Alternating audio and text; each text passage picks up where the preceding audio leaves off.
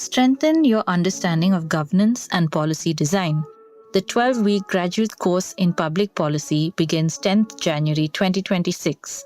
Apply by 30th November 2025 to avail a 10% early bird scholarship. Welcome to All Things Policy, a daily podcast by the Takshashila Institution.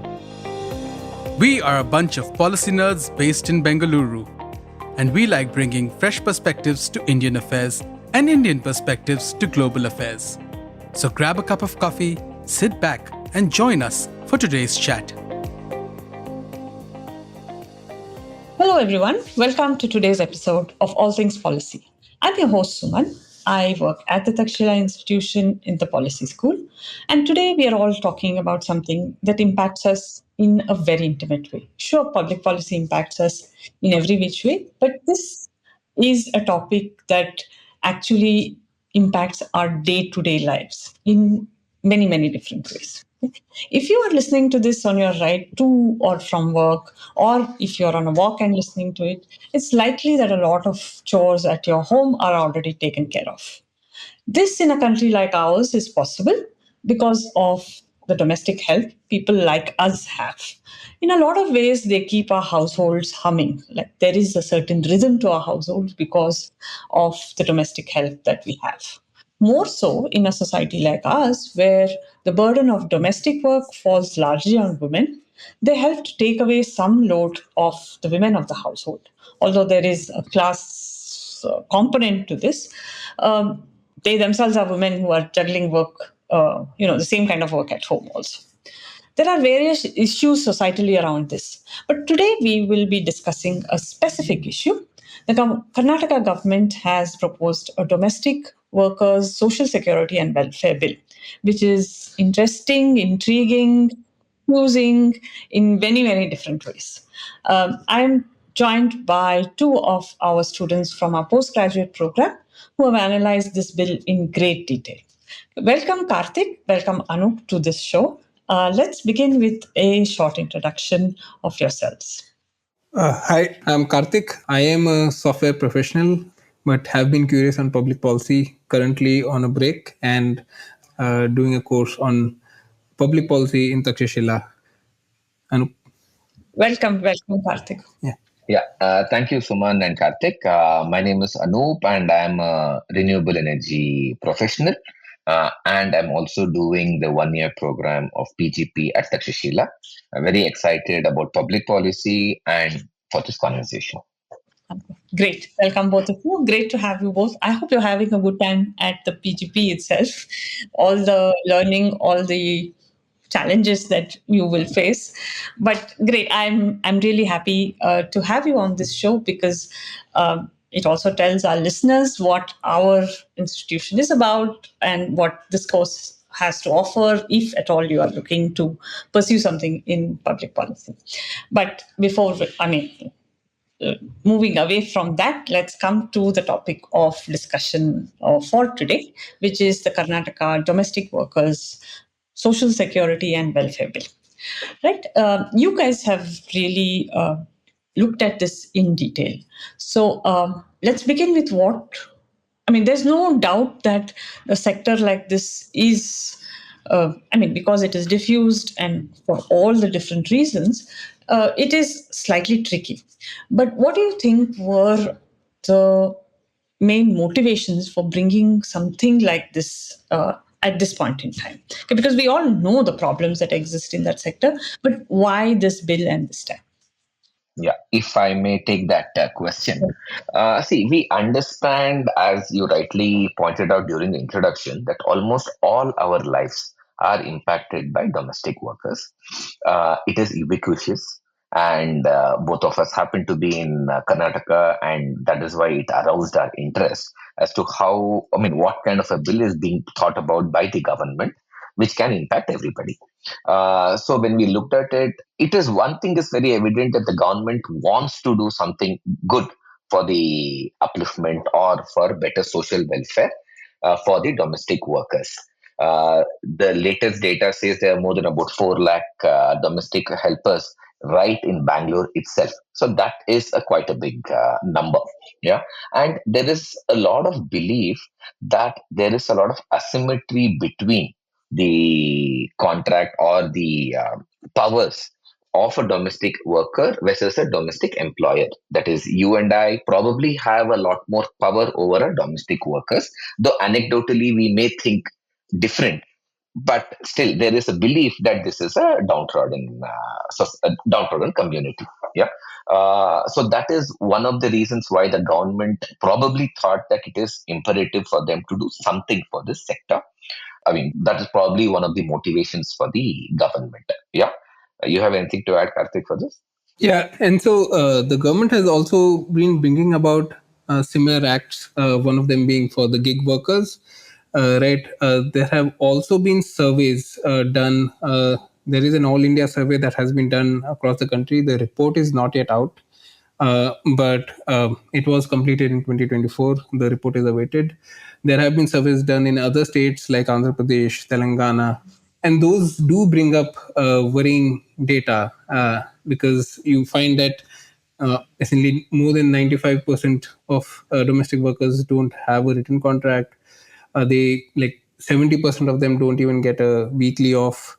Uh, I think 88% almost don't get an increment of wages every year. So there are these concerns even brought out from the data from other states and will be brought out from the All India survey very likely as well. So I believe those are the reasons. Yeah. Yeah, sure. Yeah, I think, and from a political point of view, I think it is fairly, I mean, given the data that you said, there are at least 4 lakh domestic workers in Bangalore itself. I think it will form a big constituency for anyone who is looking to contest elections or whatever at the local level, right? So, from that point of view, also, it seems like it is important for them to address this constituency of voters, right? So maybe that's why too. And given the new GBA structure that we have, and we probably will have local elections soon, all of that in mind, I think that's where they want to signal that they want to look at this sector and do something for them, right? Yeah. So that being the motivation, what are some of the key provisions? You have analyzed this bill in great detail. I saw your piece at the Money Control. I will link it in the show notes too. So, what are some key provisions of this act itself? What is it that, what are key takeaways or from what you have analyzed? So I think the first and foremost thing is that it requires registration. And this is within the first 30 days. You need to register, I mean, yourself as an employer, you will need to register yourself. The domestic worker would have to register themselves, and you'll have to indicate that this is the domestic worker working for this employer, right? And every time you essentially switch jobs, you will have to update that registration. It actually requires the domestic worker to do it either personally or in written format to the board. So this is one of the main provisions which kind of helps the government identify who is working where. The other thing that the government does is it actually sets up a welfare board, which is going to oversee all of this management that goes around in this bill. The government is also setting up an advisory committee, which will help set up the rules and all of those things. And in addition, there will also be a grievance redressal committee, which is there in case there's any grievance to be reported. So all of this is essentially the state capacity that will be involved in kind of setting up the structure of the Of bill, the essentially. domestic workers itself. To add to what Kartik said, see, there are a lot of inputs that the government probably thinks that needs to be done. I mean, Kartik just mentioned about a welfare board, an advisory committee, and things like that. The government also, we think, that has gone slightly overboard in trying to protect the domestic workers. and they're talking about an inspector and those kind of provisions in the bill. So that is kind of what got us really interested and to dig deeper.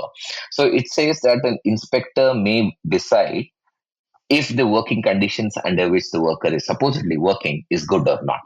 So it is just not based on the complaint, but an inspector can actually visit the house under his or her discretion and see whether the working conditions are good and if there's any abuse and those things. I mean, on paper, it does sound right that, okay, you need to enforce a law, but an inspector entering house and those things are also there in the bill, which is kind of concerning. Yeah, we have seen past experiences where the inspectors have actually got this privy to enter shop floors of factories and things like that. Unfortunately, the government has kind of mimicked what they were planning to do in a company or in a factory to individual homes. Yeah. So this is also in the bill. Okay, these seem to be the most important takeaways for us. But I just want to draw a distinction in the ways that the way we look at this particular issue, in the sense that we know the power or the class asymmetry that exists between the employer and employee, right? There is no doubt that some form of, I mean, it is basically human for everyone to provide decent working conditions for their people who they employ. But the fact that this is not happening, it seems to not be happening, seems to say that something is wrong with society itself, right? And that's where we are, that's where we think the state should come in. But really, is this a place for the state? And two, yes, in a shop floor kind of thing, yes, it is. I mean, there are definitely problems with that setup too, allowing inspector to come in anywhere. And replicating that into the household has its own problems, because I think the concept of private space and workspace, what is private space for us is workspace for the domestic help. And therefore, from their point of view, probably the workspace needs to be regulated, or workspace needs to be seen as a workspace like we do everything else. But yeah, like you said, bringing something like that, just mimicking a law which is existing somewhere else in that 2.5 measure into this leads to problems. To yeah, state, like Kartik said, state capacity. Where do we have capacity for inspectors to come and check our homes, or is it even right for anybody? And how can this be misused? Are other issues that that we will have. I think I want to go back to this registration bit itself. That is just so much of regulatory like adding to the regulatory cholesterol, as we can call that, right? Because firstly, they are not like permanent jobs, because we know that people change, especially in the household whatever sector, keep changing jobs, and they are adding more jobs. Well, sometimes they're just giving up some jobs, and it's all very fluid. It's not as cast in stone like the way we do. Firstly, because it's not an 8-hour job or 9-hour job for them through the day. They are doing multiple houses, multiple things. So that I think is very, very problematic. I mean, for me, adding to already the burden that they have to be working in so many houses, add one more thing to them to go register every time you go change a job, is, I think, extremely onerous on them, and it will lead to different problems of different types. Am I right in this kind of an assessment of things? It is. See, I mean, to give a benefit of doubt and to understand why a registration is being thought about by the government wants to also pass on these welfare benefits. They have a set of welfare benefits that they want to pass on to these domestic workers. It is very understandable and very altruistic of the government. But they're saying that, okay, things like, say, maternity benefits will be provided by the government, and certain, I mean, there is going to be a lot of state capacity that needs to be developed to have a welfare board or inspectors and things like that. So they're also talking about a welfare fee. So to to regulate all this. I mean, we know that this is an informal sector, and somewhere it feels that the government wants to actually formalize this with, say, hard numbers to say how many people are actually working and what is some of the metrics of their development and things like that. They want to have a grand thing over the next few years. So that is probably why the number of people with some authenticity is important. But the way they're going about it, of say compulsory registration, and once in 3 years you have to re-register, and both the employer and the employee has to register. So these things, I think, it's pushing the envelope a bit more. Yeah. Okay. Cool. To add a bit more, so there is a act on domestic workers that is there in Maharashtra, where registration was optional. The payment of the welfare fee, which happens in this case, the employer has to do. In that case, the person registering, which was the domestic worker, had to pay. So, and they would get benefits, right? But essentially, over time, it has just not caught on, because it's not compulsory registration, and the fees is just to be paid by the domestic worker. So it could be that the Karnataka government wants to kind of ensure this happens, and that's why they are kind of making this compulsory. The problem is I feel that they're going a bit overboard. They are actually even criminalizing this. You could go to jail if you've not registered the domestic worker or not registered yourself. So, I mean, that's where it kind of goes overboard. It has to strike the right balance. Yeah. So when we were talking about registration, the other thing that came to mind is if you're living in an apartment setup, we have all these apps that, My Gate and stuff like that, where we have registered, we are all registered on that by virtue of being in the apartment. And all the maids, I mean, everybody is registered on that. Now, this is being used in a very, very, I don't know, I find it very weird and very, let me just, for want of a more polite word, weird. So employers track where the house help have come in, whether they have come in, how much time they are spending in each house, or whatever, how many houses they are. And now again, when they leave houses, I don't know how. I mean, I've had one set of people for the longest time, so I don't know. But again, when people leave your employment, do you really go deregister them? When you don't do it on an apartment setup, in an apartment setup where you have a very keen interest in seeing whether the person is in or not, why would you go and do it on a government portal giving details of thing? At least, I mean, it feels like this is, I mean, unnecessary regulation in one way. Also, it's such an informal sector that people leave and enter the sector in droves, like sometimes, and sometimes it could be seasonal employment, it could be, all of that can be happening. So when that is so, how does the purpose of registration seems very, very farcical, because I don't know, I don't see any other, what is the point of registration? So I'm a little wary on that, but I would like to listen to what you would like to say. See, again, you're right. And another angle that we wanted to bring in is you decide to register a certain group of people as domestic workers and give certain facilities. So what we have learned in public policy and what we have seen on the ground is there is going to be a tendency for somebody who's not a domestic help who just want to register and try to get those benefits. So now imagine the state capacity, or imagine the likelihood of people who are not a domestic worker just getting registered to get these facilities. And tomorrow, what we are foreseeing is there is going to be a law which says, in spite of not paying a welfare fee, the benefits have to be given. So you are trying to crowd the whole thing. I mean, the actual people who you want to give benefits to, they're not going to get it. They're going to be mad by a lot of other things. We've seen these happens in sector after sector, sector after sector. So you have to really see, go 2 steps ahead and see how it's going to work out. Unintended consequences of Yes. any policy, right? Yeah, Yeah. and additional state capacity will be now spent on trying to identify to make sure that this person is working as a domestic worker, not working. Are they continuing to work? Are they not continuing to work? And all of that, right?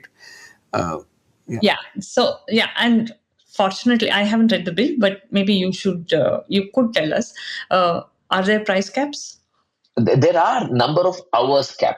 So you're looking at price denomination at least. I mean, they say that you have to ensure that the minimum wages have to be paid. Mm. Though the bill is very silent about is it going to be per hour minimum wages or whatever. Mhm. What we have also understood is each house is different. I mean, Exactly. anecdotally, we see that. I mean, so probably a 3 bedroom house probably will give X to a domestic worker, but the neighbor who has a similar 3 bedroom but more number of people will be giving Y. So number of hours spent, number of work, I mean, actual scope of work, everything is going to be different. I mean, these are home, these are not production shop floors where everything is standard. So Yeah. how are you going to standardize? I mean, here you have the market of help employer and employee deciding how things have to be, Yeah. and now the government is looking at standardization. I mean, it's if the bill is just to be kept on the shelf, it's fine. But the way we have analyzed it, if the bill has to effectively work, there are a lot of challenges. Yeah, So sure. that, Uh, Talking about price caps, price floors, I think there's the other side to it too. Okay, where, I mean, I've seen these discussions happen in my apartment, discussion boards. People saying that people should not pay their house help more than this. That is one side of ridiculousness that goes on, because it is again a marketplace. I mean, everybody negotiates their own price. Of course, there is, if you say that there is an oversupply and therefore the what we pay our domestic help is much lesser because there's a surplus of labor, etc. We see that even with, istri and, all those kind of people. Oh, we should not pay them more than this. I mean, who are we to tell how much to pay and how much not? While this side of the story is bad, the other side is also bad, telling you can't pay more than this, or telling you have to pay minimum wages, or, all of that is also bad. So then now, if we have finished with analysis of the bill itself, what can we do to make this better? What are things that the bill itself can include to make it more workable? Let's say, let's put it at, let's have a very low bar. How do we make this bill work? So I think one of the things that we actually liked about the bill and what we feel is the right way to go about it is the grievance mechanism. Right, in the informal sector, I think we should let it flow. Like you said, it is fluid. People have these, they switch jobs, they do this very fluidly. They work different houses and all of that, right? Instead of trying to regulate all of that, if you are doing a better job at handling grievances, I think is the right way to go. So we do feel that there should be, especially in apartments which are large enough, let's say have a minimum threshold of flats, you should have a grievance officer which is available to the domestic workers. So any issues that they face, they can actually go to the grievance officer who can help them and tell them how they can actually go about resolving that grievance. So that we feel is definitely something that is valuable. Yeah, sure. Anoop, you have something? no, I mean, just to add on, see, the idea of social welfare, no matter how much we debate in a public policy school, yes, we do understand the inequality in this country and a government's penchant towards a social welfare. But we also need to understand there's so many plethora of welfare schemes already available. So we believe that there are enough social welfare schemes. I mean, you're giving about 10 kgs of rice to every woman in the state. You're giving food grains for 800 million people in this country. So you're doing so many other things. So why not actually improve the delivery of those social schemes? You're talking about Jandan Yojana, you have bank accounts, you have all these things. So why not actually have probably a camp wherein you enroll, I mean, you try to deliver these already available schemes to probably domestic workers. You do it in, say, mohallas, you do it in apartment complexes, you do it at Anganwadis. I mean, that is probably a better thing. We in India are very good to have these drives which run for say 2 months, 3 months. Hmm. Yeah. So why don't you have a drive wherein you ensure that all the domestic workers actually have some kind of a bank account if there are no bank accounts already available? Why don't they actually get public ration system? I mean, that kind of a system is already there. Enforce that better. Yeah. So that is one of the solutions that we had in the Yeah, thing. I think that's more broad based to say that ensure that existing delivery systems work well for everybody. Don't pick sectors. Don't pick your favorites. Okay, this today it's domestic workers, tomorrow is gig workers, day after tomorrow is drivers. Somebody else, somebody else, somebody else. Right?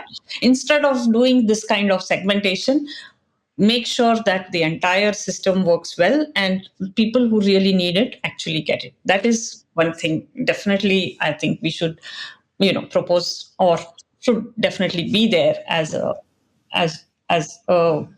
start point at least. Of course, I mean, there is a requirement to have a written contract as per this bill. Mhm. But we need to understand having a written contract is not going to be very easy right now. I mean, it is a process. I mean, can you please imagine you having a written contract and talk about different scopes and say privacy issues and multiple things with your domestic help today in 2025? Are we ready to have written contracts in an informal economy? Yeah. Yeah. I mean, and you have to at least look at, say, advanced economies where do they have these written contracts? No. The beauty of the system and the fluidity and the demand and supply, everything is matching because of the fluidity and informal nature of this sector. You cannot have written contracts. I mean, what would anybody do? I mean, what we are seeing is you're over criminalizing things. You're saying jail term if you don't do this, if you're doing this jail terms, and you have inspectors coming in and things like that. People would just withdraw. The employers, if they withdraw, then you have these Roombas and multiple, those things kind of increasing. I mean, you will have a hesitation to actually employ somebody and say, today we are seeing that, okay, my maid help, if she has to go out for a 1 week holiday or something, she gets in, somebody else comes in, fills in for, say, 1 week. Yes, there are security issues, there are multiple issues, but we still manage. I mean, the society is managing the system. Yeah. But tomorrow, if you have a registration system, you can't have that person working in your house because the registration has not happened. And you have a chance that, okay, there might be some jail term. I mean, do you think that the system of fear on your head will work? Yeah, yeah, that's one thing. The other thing also, I think on this contract thing, I was thinking that maybe in a few decades we'll move to a companies. I mean, the what Snapbit, whatever they have, those 10-minute maid, whatever 10 minutes theater maid, whatever those things, where the companies take over the entire compliance part of it and they send you specific, for specific jobs, right? But actually, if you look at the domestic help employer relationship itself, is very very different in the sense that there are a lot of soft things that go around. Okay, we talk. I mean, at least in most houses, I'm sure everybody has this conversation going with the staff. You help out in times of need. You use your networks to help them. All of that happens at this point in time. Unless we, I mean, till such point, the overall GDP in this country, or we move to being a more developed country, and therefore everybody in this country moves to being, more formal employment, etc. These networks are the ones that keep them going, right? So I think in a lot of ways, society has a role to play to ensure welfare of domestic workers at this point in time, right? So I think there is no doubt that good working conditions have to be there for people. So a lot of it is dependent on us as people and what we do for them, or whatever else, however else you want to put it. I don't want to make this sound like as if we are the benefactors and we have to be charitable towards them, etc. No, that's not the point that I'm trying to make here. But the fact that society has a role to play in welfare of domestic workers is something that I think should be stressed enough at this. So what we are saying is there no role for the government? No, we are not saying that there is no role for the government. The government should still give certain guidelines and things like that. So that, I mean, when you have a grievance redressal officer or somebody, I mean, it kind of, the society has to transform itself.